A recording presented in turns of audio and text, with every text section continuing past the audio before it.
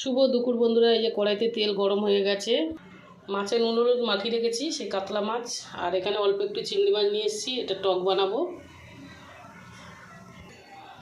তো মাছগুলো ভেজে নেবো বন্ধুরা।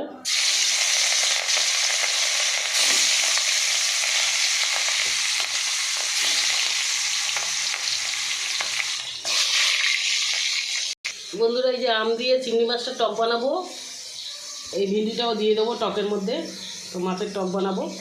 আর এখানে এই যে পটল আর পেঁপেটা একটু লাল হয়ে গেছে, পেঁপে কেটে রেখে দিয়েছি। এটা আমি মাছ দিয়ে রান্না করব, জিরে বাটাটা দিয়ে রান্না করব। তো বন্ধুরা এই যে আমার চিংড়ি মাছ দিয়ে আম দিয়ে টক হয়ে গেছে, আমি আবার নামিয়ে নেব।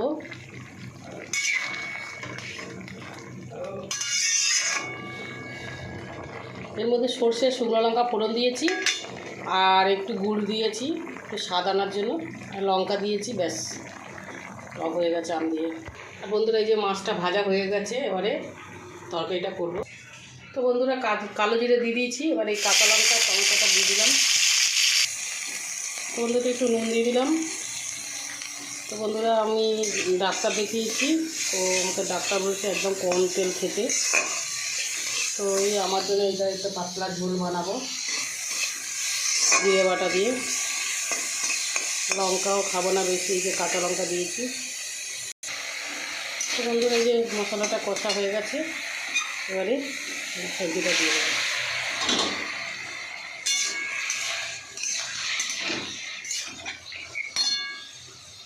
তো বন্ধুরা আমি জিরে বাটাও দিয়ে দিয়েছি, আর জল ঢেলে দিয়েছি, মাছটাও দিয়ে দিয়েছি। তো এই তরকারিটা পাতলা ঝোল আমাদের বাড়ি কেউ খেতে চায় না, মানে আমার হাজব্যান্ড তো খায় না পাতলা ঝোল, আমিই খাবো।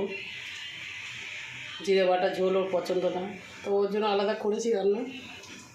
তো বন্ধুরা আমার এই যে তরকারি হয়ে গেছে, আমি এবার নামিয়ে নেবো বন্ধুরা। ভিডিওটা ভালো লাগলে আপনারা লাইক শেয়ার কমেন্ট করে দেবেন, সাবস্ক্রাইব করে দেবেন বন্ধুরা।